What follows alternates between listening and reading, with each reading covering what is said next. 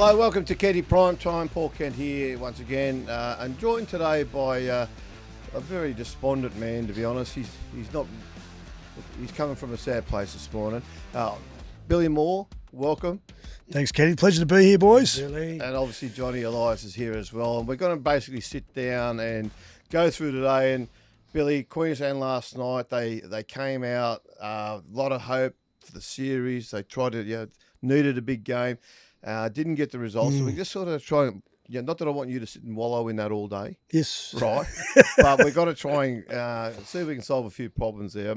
Firstly, though, just your initial thoughts on the game.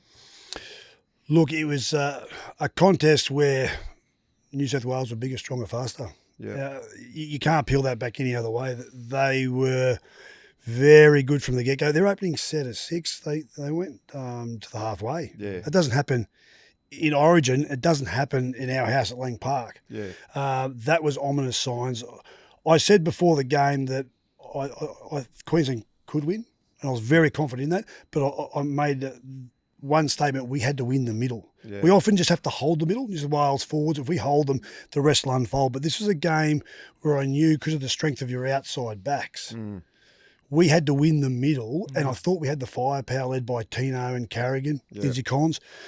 But to New South Wales' credit, I think they had 5 forwards run for over 100 metres. We had 2. Yeah. We made 13 errors.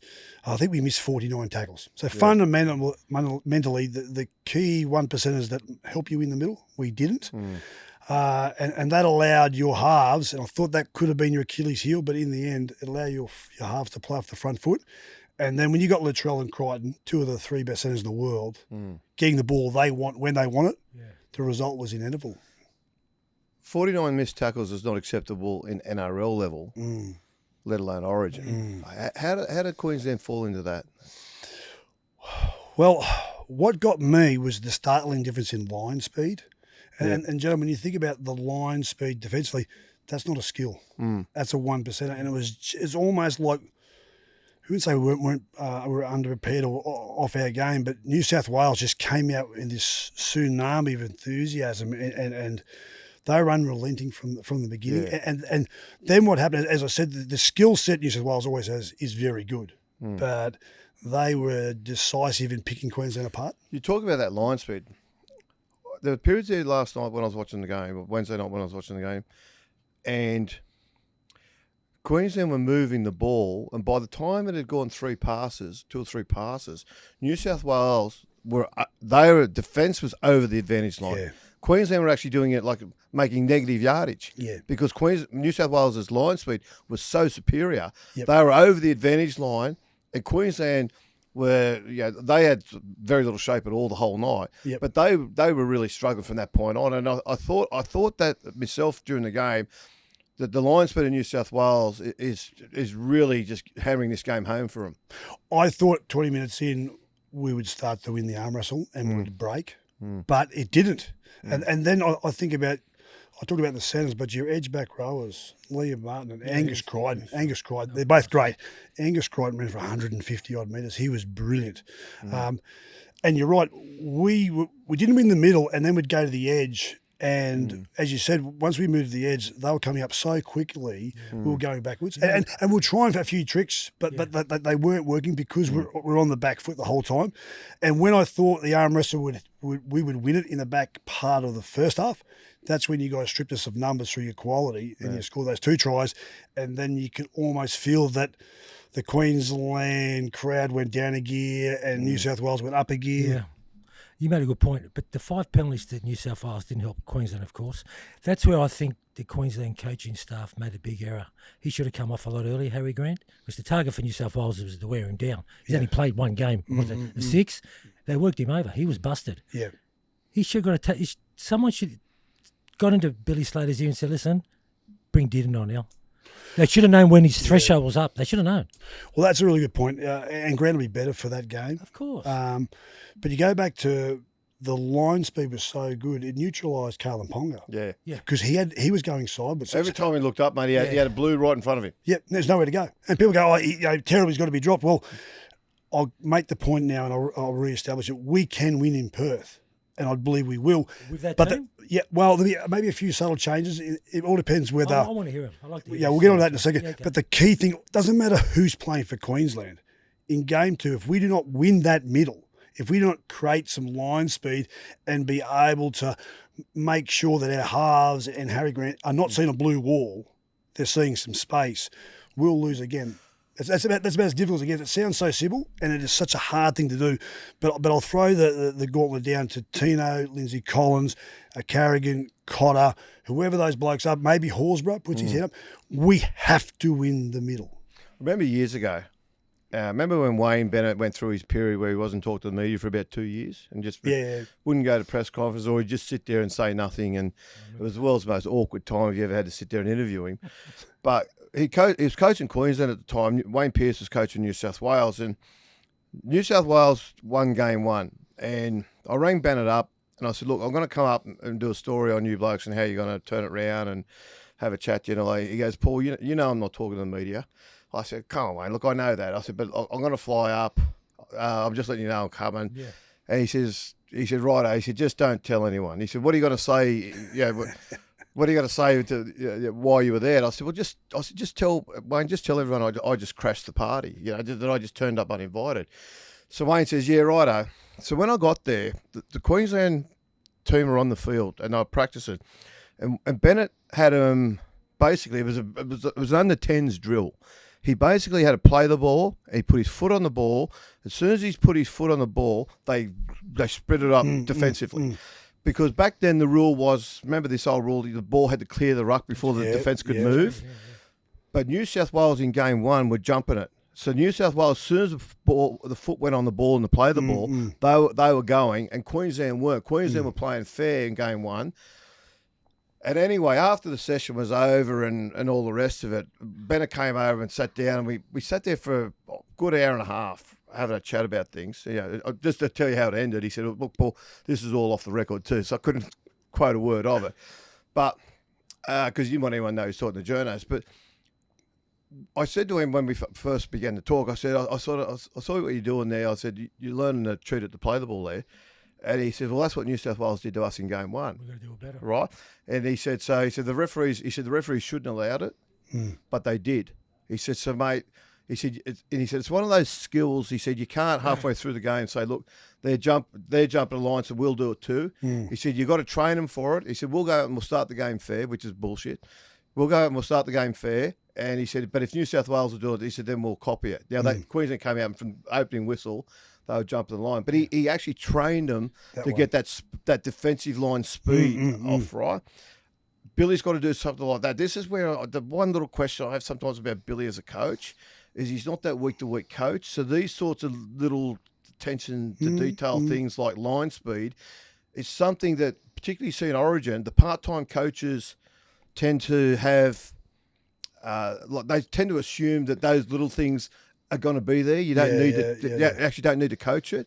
Whereas even though it's at that elite level, sometimes you just not that they need to learn it. You just need to jog their memory that we need to do it. And that line speed for the other night, like Queensland, they've really got to fix that up for game 2. Otherwise, they're buggered. Completely. Interesting point you made there. I wonder how much input Craig Bellamy has had to Laurie because he's the day-to-day genius.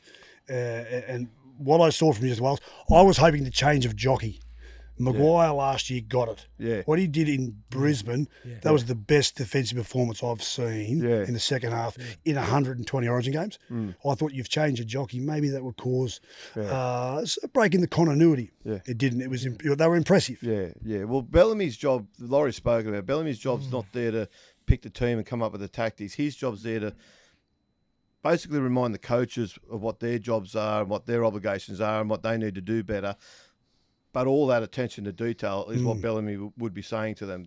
Make sure we concentrate on line speed. Let's talk about it. Let's be vocal about it. Let's put it at the forefront of their minds. And all those other little 1%ers that you talk about, that's the stuff that just doesn't escape Bellamy. Like, he's all over that stuff. So he would have been in Laurie's year. Like, the great thing about Craig, he's got totally no ego.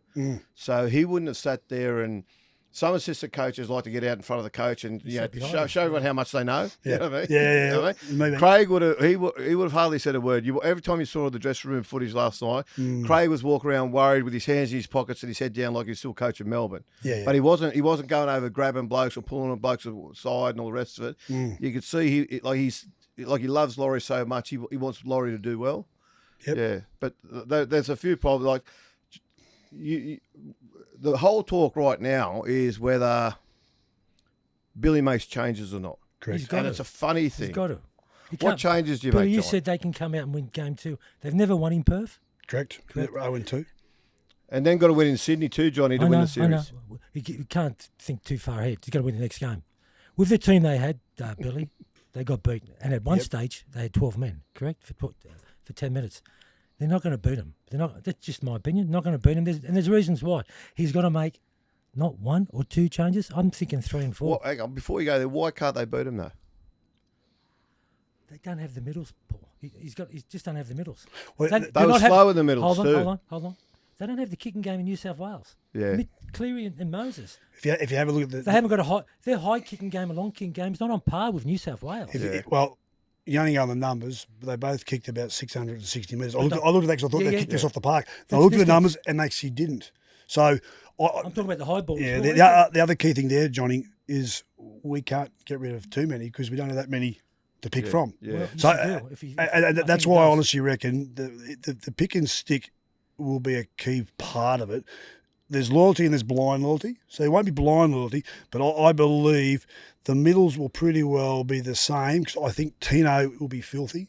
Lindsay Collins will get more game time and Carrigan was still very good. Lindsay But Collins got to start. the key will be Horsburgh this weekend. It's about picking yourself. Yeah. He has to pick himself. And he has to be absolutely his A game this weekend. And I think he's a chance of getting a start. But the key is, when I said to you that they've got to go on, the guys we've got, they are good enough to do the job, but you've got to fix up those errors. Johnny, you think Lindsay Collins should start? He's got to start, Paul. Yeah, no doubt. I agree He's with not that. an impact player. He's got to start. I've got a left field here one for you. Tell me what you think, Billy, honestly. If I'm Billy Slater, and I'm not, of course, I'd get a play out of Queensland Cup, and I say, come here, you. We know what you can do. You've done it before. And Tino loves him, David Fafita. He's an impact player, Billy, off the bench. Yeah. 10 minutes before half-time, 10 minutes after half-time. What do you think of that? No. Okay. But I listened to your theory. Interesting. Why not? Because I think a couple of things. He doesn't fit the Billy Slater mould of attitude right now. And I'm not sure whether he's going to be fit enough because he's been languishing in Queensland Cup. And 20 minutes. Yeah. So, He's had a foot injury too. Has he? Ankle injury, whatever it is, yeah. I've got another one for you. Yeah. Why do you think Fafita? Because he's got impact. Because Tino will go to... This is his teammate. They're best of Yeah. mates. Tino will go up to him and say, mate, listen. But what's he give Queensland? He gives them impact, Paul. He's got the second phase. He'll nag the opposition. He's got foot speed. He's got footwork. He can explode. He can't can explode, but this is where Billy comes No, in. but I mean, he's an explosive player. Yes, like, he's a very explosive. He can rip This through is where a Billy Slater will go, defence. listen, mate, I'm going to give you the chance for life. Imagine this. well, I'll tell you what, that would. Can you, mate? That's a whole chapter in Queensland's Book of Folklore, isn't it? If Slater picks Fafita, and it'd be massive call. And we all love Too massive big a calls. call? But too big a call. It won't happen. The key for us is what come off your bench? Spencer Leniu. Spencer This is where Leniu. Fafita comes off the bench. Spencer Leniu at Penrith was the best bench player Yes. I'd ever seen. He's not quite that. He's more of a starter at the moment. I reckon he's a better bench player anyway. But he comes on and he injects enthusiasm. And the bench in Origin is so We important. need someone to and match him, Billy. yeah, Blake at Horsburgh. I guarantee you, Horsburgh, he's the boy from I Caboolture, think mate, Fafita's got the more redhead speed. firebrand. Yeah, okay. I reckon he Have them both. against Spencer Leniu. Have them That both. would would you be- have them both? Well, I reckon. Come on, Because Billy, I'll think tell- about it, Billy. I said, It's would a you- left field, but I reckon it works. For me, I'll be taking Horsburgh before I take. But would you have them both?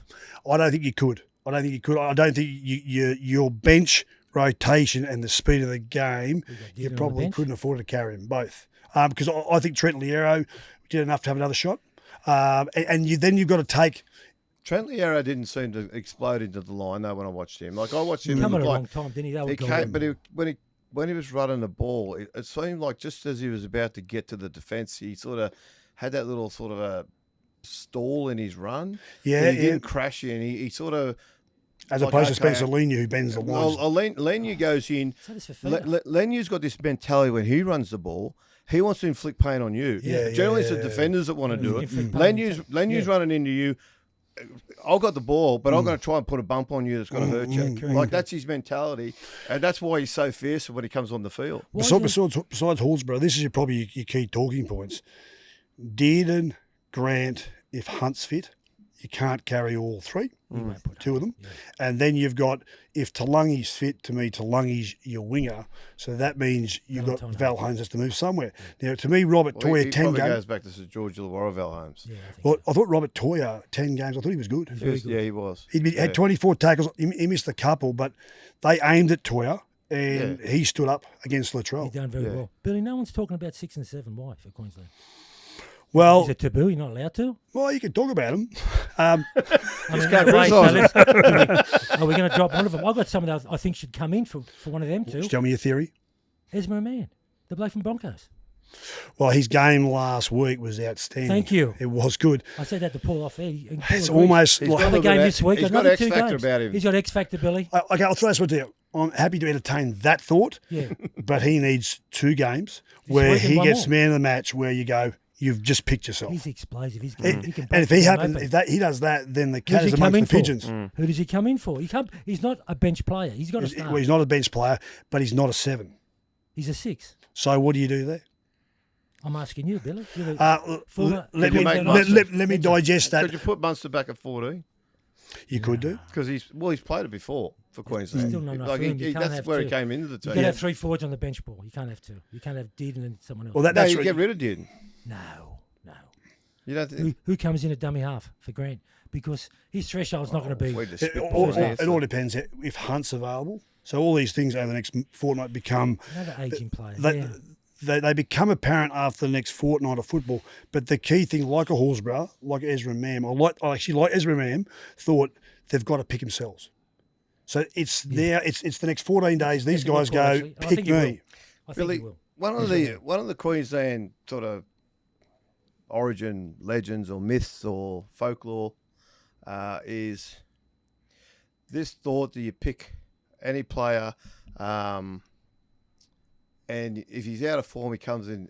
Origin plays him back into form. Yes. Queensland went into the game with Cherry Evans hasn't been strong in club form. Yep. Ponga's been down on club form. Yep. Muntz has been fair. He's been okay, but he hasn't been setting the world alight. And there was an expectation that they would come back into form and being in the Origin arena. And Josh Hannay spoke about it before the game that getting out of a club that's going mediocre into the Origin environment has a way of energising players, and they come back. It didn't happen, and I imagine that must be the biggest concern, because the one thing about Queensland is always their attitude's always been far more consistently better than New South Wales over the history of Origin. They generally never.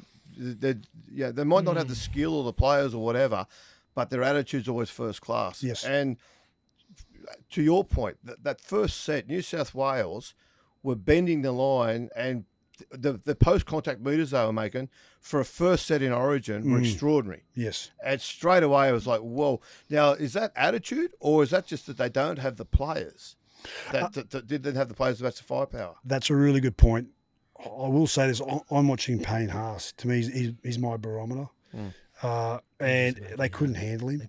They couldn't, could they? No. And Tino was taking it to him, but he needed a 5'8". He needed an offside to help. He needed his offside. So he didn't have one. The key with handling Haas is player 2 in the tackle's got to go to the legs. Yes. You've got to take out his power base. Yes. By handling him up top, all you do there is the legs just keep driving. So he was brilliant in actually continuing to bend the line. Yeah. But go back to your first point, you're right.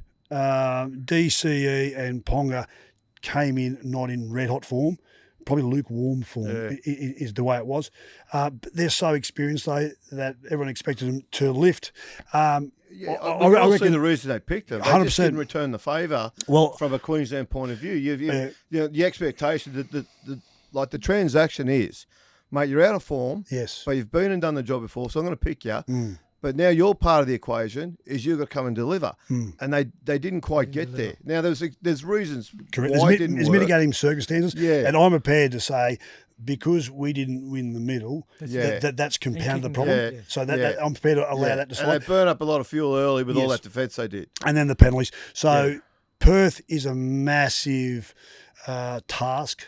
But I think the best thing we can do is to go with them and make sure that all those little 1%ers, by winning the middle, if they don't deliver, then you've got a problem. Let me take you here then, right? So let's go back to your career, right? And you lose. Did you ever lose a game one? You would. I'm sure you would have in the years you played. Yep.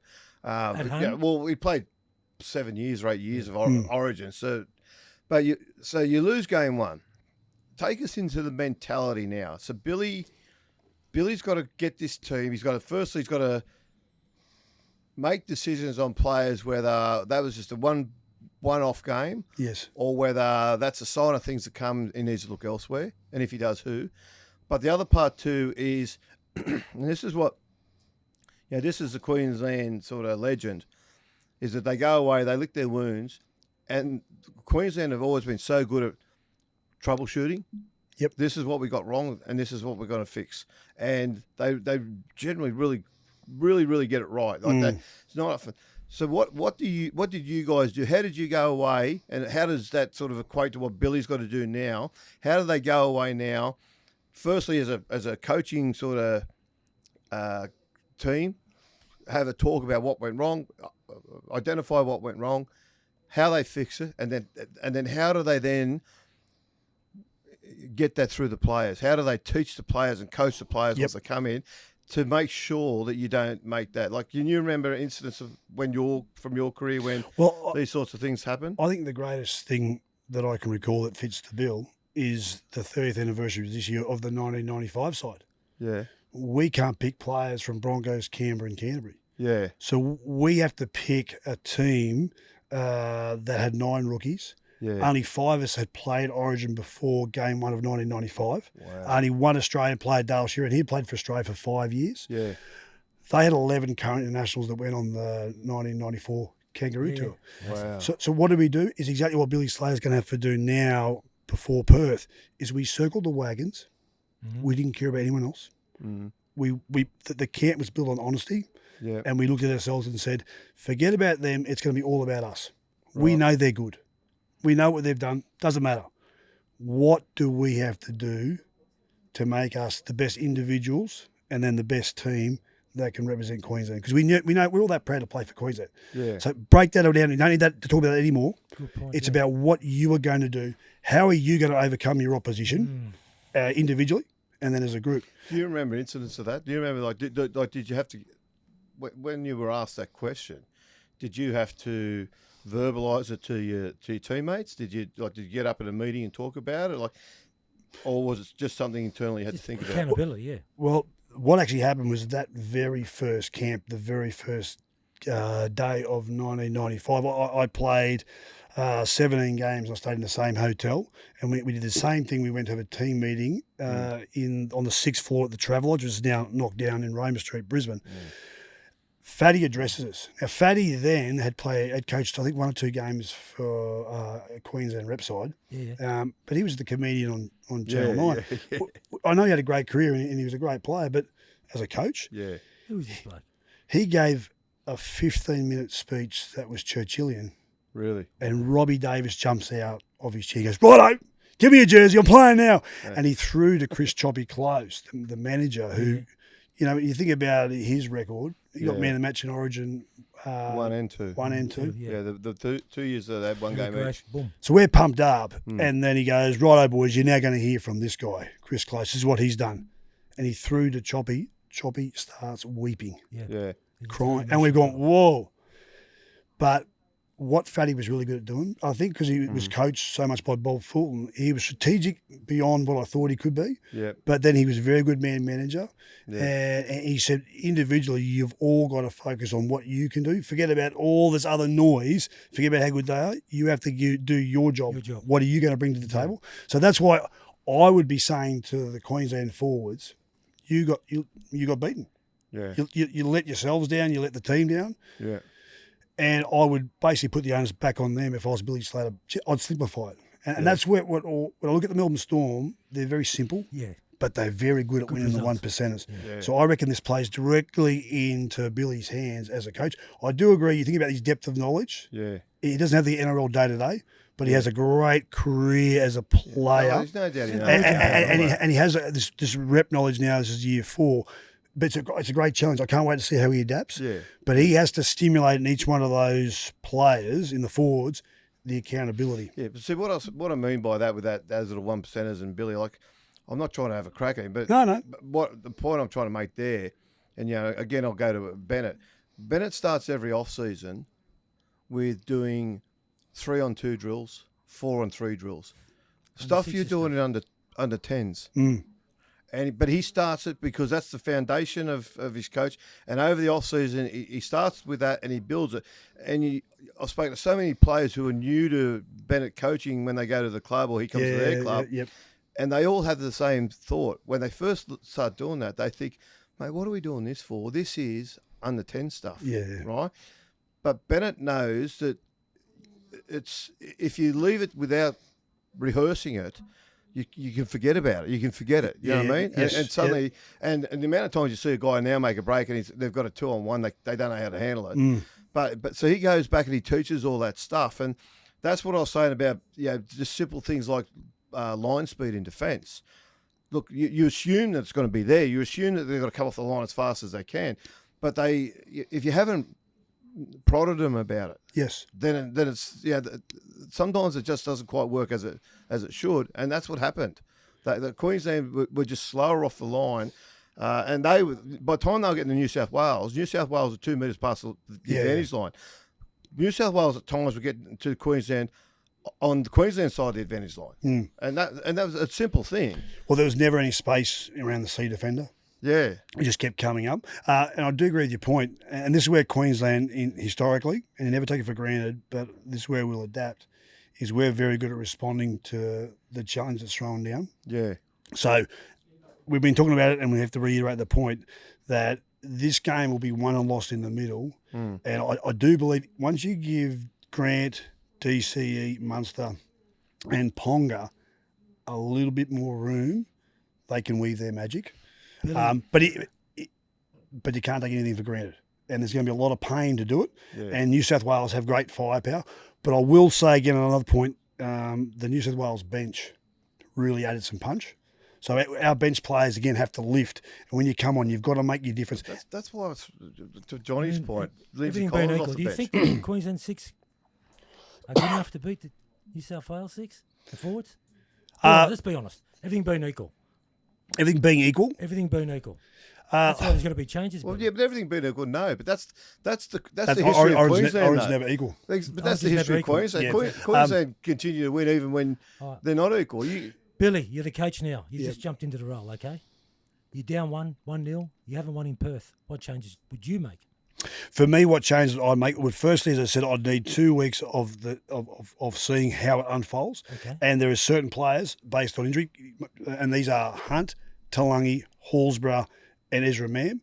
They're 4 players I need to see play, which will then give me an opportunity to say there could be some changes. Could I go to Perth with the same 17 and expect a different result? That's what you're asking. Yes. Yeah, you could. You could get a different result. How do you do it? By what I said. You sit the forwards down and say you let yourselves down, and you need to. This is your chance. Are going to be better. The 6 and 7. They've only played once together. Yeah, I have no doubt. And the game 2 in Origin is always the best game in the series because someone must win. Yes. Yeah. And you've got to had at least one camp of continuity, so the bonding's there. So everyone forgets, like game 1 every year, you haven't seen this team for at least 12 months. So it takes a little bit to gel. So game 2 is usually a better skilled, more intense game because A, the continuity and teamwork, but B, someone must win. So when you're in camp, right, and it opens with the fatty Churchillian speech. Chris Close gets up, asks to speak. He's so overwhelmed about what it means to be a Queenslander and what it means to play for Queensland that he can't actually talk. Instead, he just starts crying, which makes the hair stand up on you guys, right? Yep. So everyone's suddenly they get it.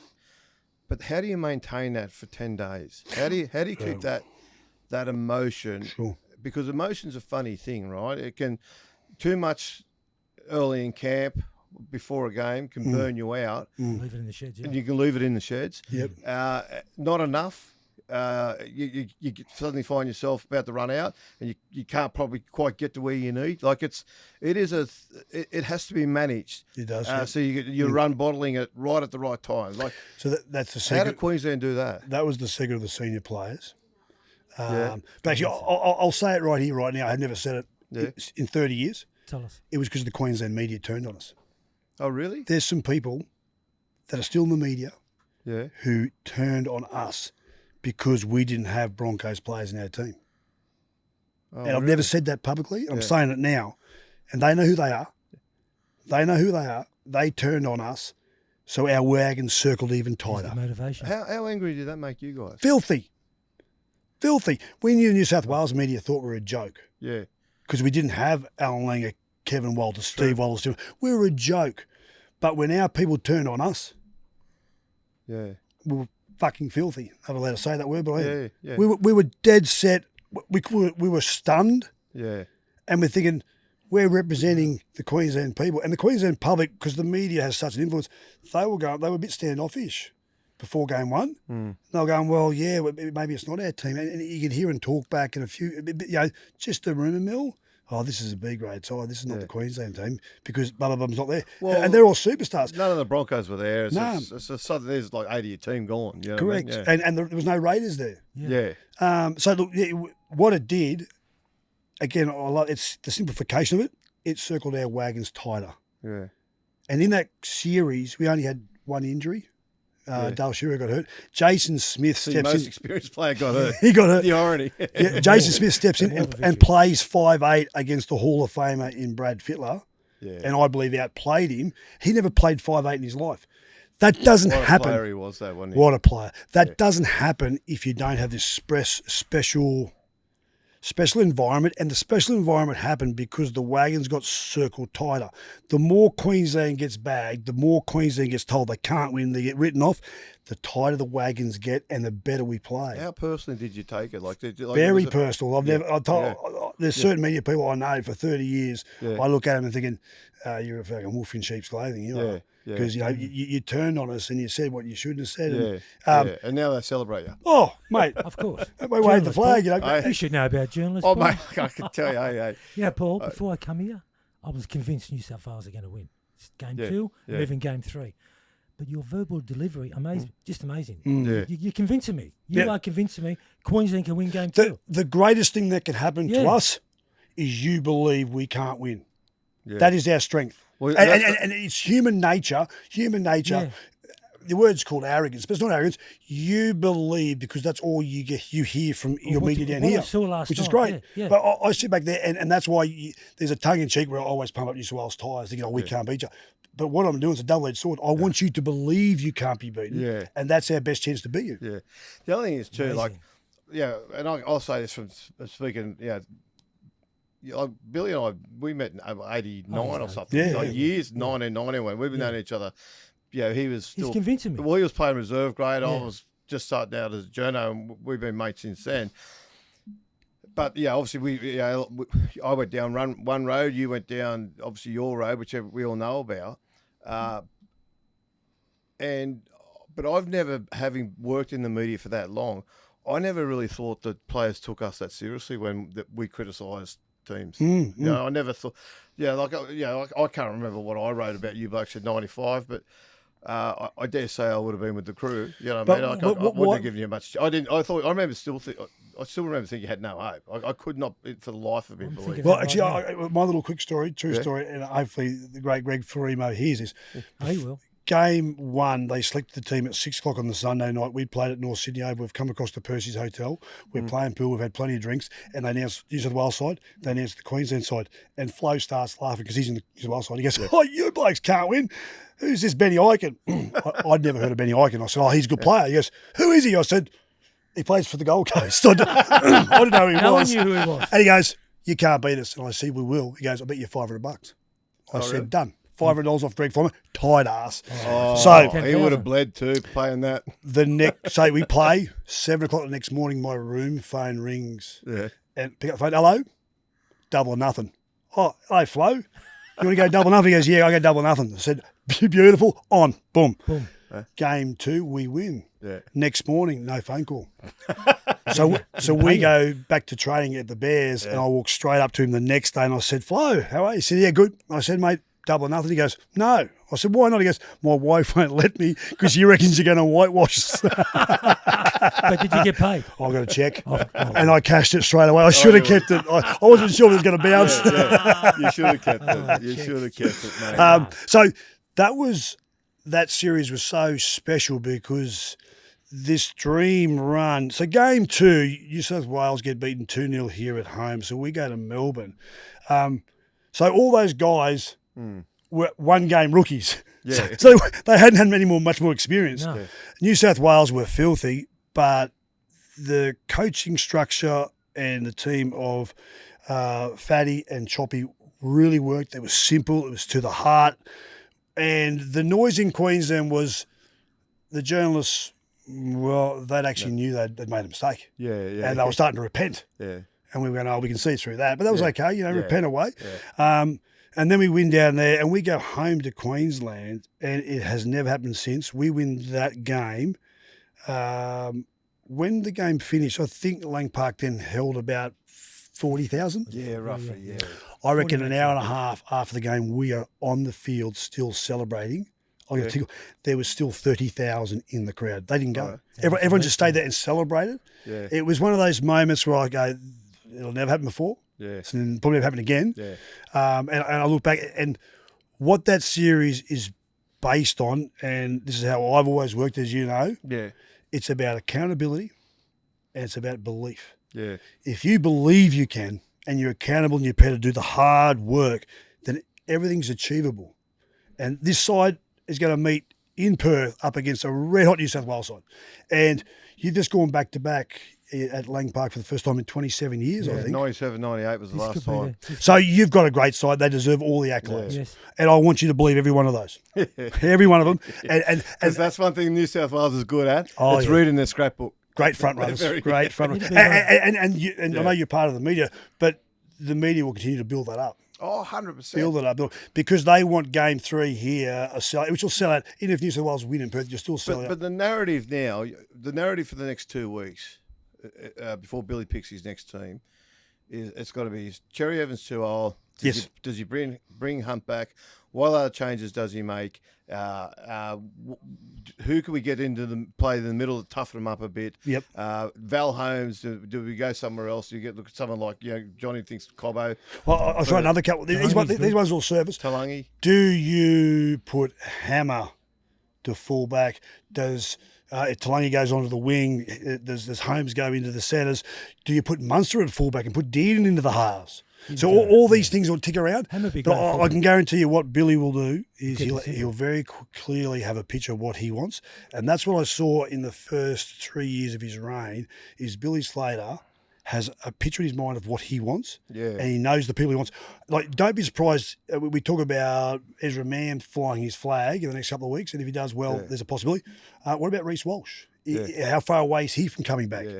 So he'll probably be underdone and it's too big of an ask. But what I know about Slater is he'll have a clear picture of what he wants, because that's the way the Melbourne Storm operate. A clear lineal picture, and that's what that's the way he's been bred. I remember talking to Michael Maguire about Slater when he was Michael Maguire's assistant to Bellamy, and I was just picking his brain about Slater, Smith, Cronk, just how they work, because he was also. He ran their spine sessions and all the rest of it. And he was talking about how he said to me, he said, Kenty, he said, what they can see on a football field, he said, it's unbelievable. He said, they see things. And he said, I came up with a play in a game. Okay, we're playing whoever it was. And he said, I came up with a play. And I said, listen, what we're going to do is we're going to take three rucks to get there and then get to this position across the field. And once we get there, we're going to come back and we're going to hit this play. And Cameron was like, well, why don't we do it after 2? And Madge was like, well, mate, look, if you can get there in 2, because it's got to take a fair pass from dummy half. He said, if you get there in 2, get there in 2. He said, but it's probably going to take 3 to get there. And he said, mate, that weekend, Cameron just got there in 2. Yeah. You know what I mean? Because that's how good Cameron was. But he said, mate, Billy was the guy that would sit there and say, hang on, they're doing this. Why don't we do that against what they're doing? Because this will work. He was the real thinker outside the box who came up with the plays and a lot of the strategies, and which most of us thought that was probably Cameron that led all that, but it was generally Billy, because his eye for detail and his eye to be able to sit there and just sort of pick up on habits and trends and quirks, and that's all you need is one guy. You just watch he turns out too early or something like that, and suddenly there's an opportunity, right? And Billy was always the guy that came up with that, and he's brought that to Origin. And to your point there, he's so deliberate with his selections, and he's so spot on. He has been so far anyway. I think since Billy's been coach, Wednesday night was the worst performance of any of the teams he's coached. Yes. And they just weren't there. So that's going to be the test for him, because were they not there because the team he's picked is the wrong team, and there's a couple of, Cherry Evans is now the oldest player in Origin history. Is there a use-by date? Is he past that? Like, but they don't know, because Cherry Evans is now going when no other player's ever gone. Correct. So, and the last thing Queensland want to do is sit down at the end of the series and go, you know what? He's too old now. Yeah. We shouldn't have picked him. Have they ever dropped the captain? And they don't. No, the captain's never been dropped as far as I know. But there's all these decisions that have got to be made, and the second chance for that's gone now. They've lost they've lost on Wednesday. Yes. Right. So that second chance is gone, and they've got to get 100% right that next game. But Billy, despite the fact he's not a club weekend to weekend coach, his eye for detail, his ability to pick all that stuff out and identify what needs to be done and how it gets fixed, there's few better. I reckon what Billy Slater will do, the underdog team, is he'll be on the phone to Cameron Smith. Cameron Smith didn't give the speech before this game, didn't give a speech before last game of last year. Oh, really? The mail I've got. So I can guarantee you he'll be asked? No. No, he had other commitments. Oh, okay. He's pulled out this year because he's coaching elsewhere. And the Channel 9. Channel 9, all that, so that curtailed it. So I would reckon Billy Slater, in the next 3 or 4 days, will be sitting down talking to people that he respects. Yeah. He might even lean on Craig Bellamy. Yeah. Don't believe what Craig Bellamy tells you.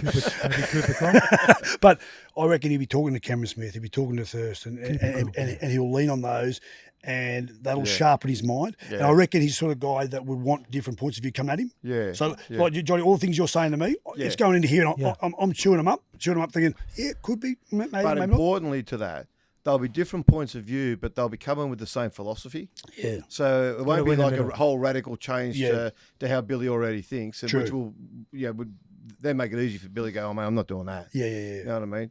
But because Cameron and Cronk, for example, they'll come from an area where they've played so much club footy together. They think similarly about the game. They just might have a couple of little tweaks here and there that can get Queensland going. Interesting thing about those numbers I threw out, numbers are numbers. Yeah. New South Wales missed 19, we missed 49. As you said, that's unacceptable.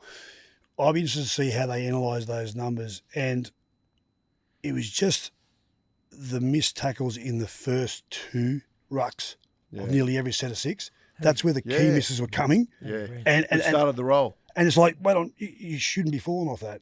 That'll be with... Not only that, Billy, not only that, the Origin arena is generally those tackles, you hit the wall. You hit it up and you stop. Yeah. Right? And then it's a bit of a wrestle, but New South Wales were punching through. Mm-hmm.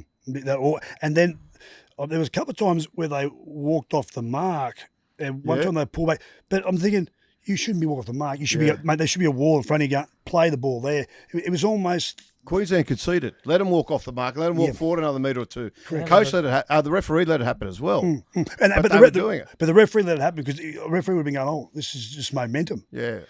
So those little fundamentals are a big alarm bell. The fact it happened in 2 at Lang Park, it was really disappointing for me and all the crowd. And well, hopefully the sales, the beer sales at Cactus Street Hotel were down a bit because everyone had the shits. I tell you what, I'll guarantee you this: the ratings would have been down because Queensland would have turned it off at half time. Most of Queensland would have gone darker. Actually, on a little light note, obviously the Mighty Bears were going to Perth. They had record ratings in Perth. just to let you know that. So it just shows the appetite for rugby is great. Who will the Perth people follow? Queensland or New South Wales? Just curious. Oh, they're Queenslanders. Beautiful. You're like you'd know. You go by authority or just saying Let me ask you this, though. Do you reckon there was a bit of a feel that the game the other night was not really so much Origin game as like just a juiced up club game? Because it wasn't like that Origin. Like I expected, right? I expected Spencer Leniu to hit the ball up, and I expected Queensland to make a statement and just put about 4 or 5 blokes in there, gang tackle him, and just drive him back and just crash on top of him as an up yours, mate. Yeah, we're going to make a statement on you. Yep. Queensland have always been very good at that, right? Yep. They've always been very good at that. Let's attack the enemy. Yes. Whether it was Gallen or the famously one when they put the bomb up. Yes. When Lockie put the bomb up, they went after poor old Kirk Gidley. Like, it wasn't his fault. But they, you know what I mean? And there was no other reason to do that other than Queensland were going to say, let's just stick it up New South Wales. We don't like them. Yep. And let's have a crack at them. And I expected that with Leniu. Right? Yes. So there's a lot of talk about last night when he was on the field and they didn't, Wednesday night when they was on the field, they didn't kick the ball to him off the kickoff. Now, I can kind of understand that because Max King was on the other side and he's an Origin rookie. And I can understand them saying, you know what, kick it to the rookie, see how he goes hitting the ball up off kickoff. So I get that. I don't think it was so much trying to avoid Leniu as they're trying to get the ball to Max King. But I expected a statement moment from Queensland to get where they would have got into Leniu. Given the talk and all we heard before the game was that they refused to mention his name, they refused to talk about him, but there was this sort of little bit of a whisper going around that they were quietly annoyed and they've got to square up on him, and there was nothing. And the thing is, Origin's different from club footy, and that's one of the things Craig Bellamy, when he first coached Origin, one of the mistakes he made, and he said this to me after it was all over, he did 3 years, he lost all 3 series. And he said one of the mistakes he made, and he didn't figure it out till his last series, was that he coached it too much like club football. Yeah. He didn't. He said, I thought, remember he brought in the wrestler. He had all the Blues were doing all this wrestling training, which a lot of them hadn't done because other clubs weren't doing it. At the time, Melbourne were doing it. He was picking certain players. I don't want to embarrass him, but he was picking players that, I remember Bob Fulton was his advisor, and Fulton was going, oh, mate, you can't pick him for Origin. He's not an Origin player. And Bellamy was like, no, I know what I can get out of him. I'm going to pick him. And he'd pick him, and it didn't sort of work out. And then he'd have to go somewhere else. And Craig, I think the greatest club coach I've seen, right? Like, I know Bennett's got all the numbers and all that, but Craig, the fact that he's never missed the semis, except for that one year when they got wiped out with the salary cap, it's just extraordinary. There's not a coach that's done that. Okay? Bellamy's the best club coach in history. Yeah. Wayne Bennett is the best adaptable coach of coaching, both club and rep. And Bennett's they're sitting next to each other. It's not one's better than the other. But the adaptability that Wayne's taken club, but he also understands rep as well. And Craig, but I think Craig gets it now. Craig gets it as a different kind of footy. It's a different style. It's got to get played. Yep. And to be fair, the greatness of Origin it always was a different game. Yeah. It was not. There was stuff that you got away with that you couldn't get away with in club football. There was stuff that happened that was acceptable that you wouldn't have been acceptable in a club game. But then this week when this game was played, you got Klein blowing the pee out of the whistle, 15 penalties in a game, which is a lot for Origin. Yep. And then 6 agains on top of it. I hate the 6 again rule because what is it? What happened? No one knows why they've got 6 again. You've just got to take it on trust. You can't even challenge it. That's it. Yeah. But you've got to take it on trust. Yeah. Like, we all sit down and watch a penalty, and half the time people go, well, that's not a penalty. 6 again, everyone just rolls on because we don't get a replay, we don't get to see it. Yeah. but it's a different game. And what we've done is we continue to try and gentrify the game. And I kind of get it, the concussions, all that sort of argument, and the violence and all that sort of bit. But it's To'o getting sin bin for what he did I thought was an embarrassment for rugby league. I don't think it was a penalty, let alone a sin bin. I know the way the ruling is now. Yes, yeah. But that's not a penalty. That's not a sin bin. You know what I mean? It's barely a penalty. Like, you can't expect to get out jump for the ball. And what's he supposed to do? Once he goes up for the ball, he gets out jumped by Coates. Well, he then's just got to pull out of the whole contest. He can't wait till he lands. Bear hug. He probably shouldn't have given the But John, how do you defend against a try? Like, he's defending. He's in his own in goals when he's jumped up. All once Coates catches the ball, he then goes all to the he's got to position. do after that. The minute he catches the ball, you got to hold him. All he's got to do is let gravity take care of the rest, and he falls to the ground and scores. So if To'o's in the air, he's got to try and do something to stop the try. Yeah. I just don't think it should be there. Like, in relation to the point you're Probably making, motivating did that yourself, game not reach Origin pitch compared to a club game? That's what you're alluding to. I don't think it reached Origin pitch at all. It did it. The first 20 was like, oh, this is a really good club game speed. But that's what it was. Completely set to the goal kick. But there was no smash ups. There's no guys. No. The collision had gone from it. Well, see, the collision was happening. It was all happening one way. One way. Yeah, well, And I reckon a large number of the penalties, and I'll just be honest, the way I saw it, some other Queens will disagree, but I thought the 6 agains, the penalties, where they warranted, you could split chips.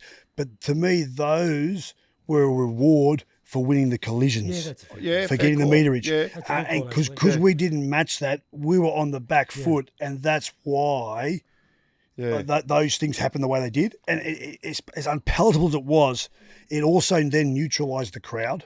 Yeah. And we're ravenous great winners in that Lang Park. But we were neutralised. But New South Wales, and if you go back and rewatch it, they kept winning those collisions every set of 6, and they got rewarded in relation to those 6 agains and the penalties, and it was frustrating at times. So it all harks back to the full loop where Billy Slater will be sitting there today, tomorrow, and he will be leaning on people, and he'll strategise how to, in a sense, we're going to ambush New South Wales on a ground we've never won at. Yeah. Can we do it? Yep, we can. Is it going to be hard? Yep, it's going to be hard. Billy, I love it. Your opinion, Billy?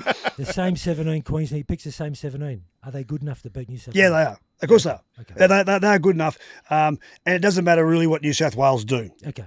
We will not play as flat in the contest in Perth for a number of reasons. One, because they're going to realise they've been kissed on the arse to actually have another shot as a team. That's the motivation in itself. The second one is they know they have nowhere to move. There's nowhere to go. The greatest thing about being backs to the wall, it's only one way to go, isn't it? I'll tell you something too. When I was watching the game, I was sitting there and Queensland were clearly getting, losing the momentum battle. And New South Wales had got the better kicking game, the longer kicking game, and they were kicking Queensland to death. Yeah. And I said, this is the game where, in the old Origin days, someone would have gone, mate, we need to put a stink on here. Yeah. Because if you can't, you've got to change momentum a certain way, right? You need a bit of luck can change it for you. A good kick and a big defensive set after it can change it for you. But Queensland couldn't match New South Wales' kicking game. No. So that they lost that weapon. They weren't having any luck. So what were they? They were just trying to stay in the battle, and they couldn't do anything to change the momentum. And I know we all sit there and go, oh, okay, you're not allowed to punch anymore.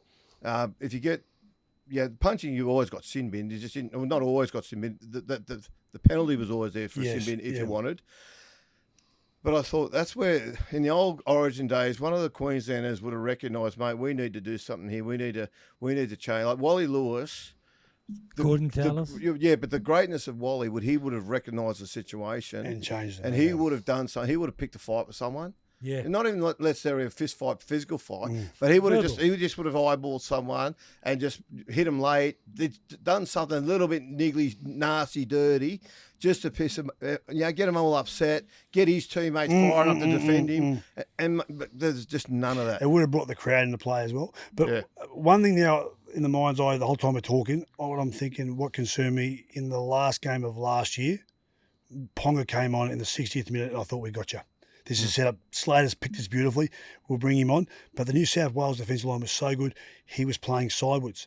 And I remember last night, Munster was playing a little bit too sideways as well. Yeah, they were. They've got to play straighter. And that's one thing that Deed and does bring. He is a straight player. So that's the interesting thing there.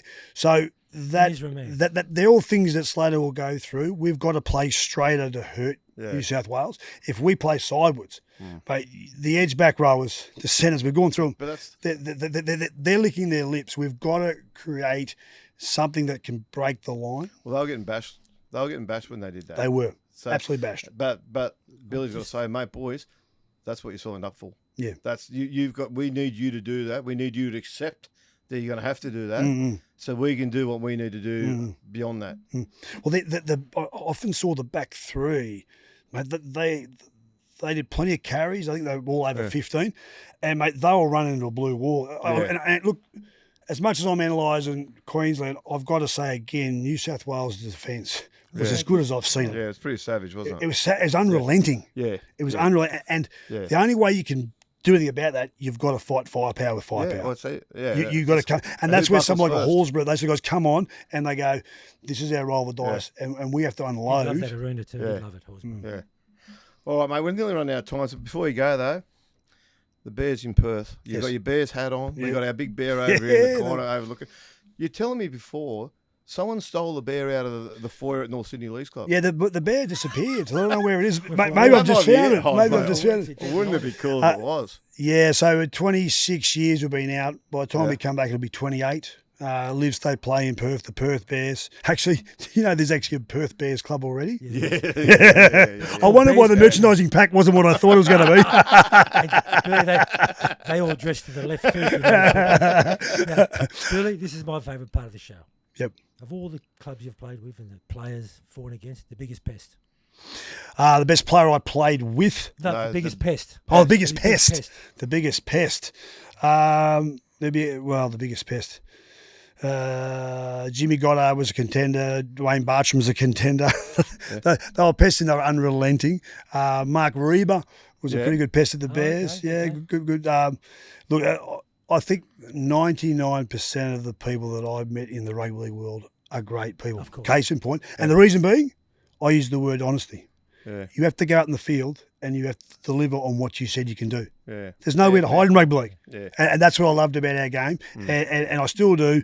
But going back to the Bears, the greatest bear of all time is Ken Irvine. Second best is Mark Graham. And on the podium, Greg Fine was the third best. I played with the Flow. Yeah.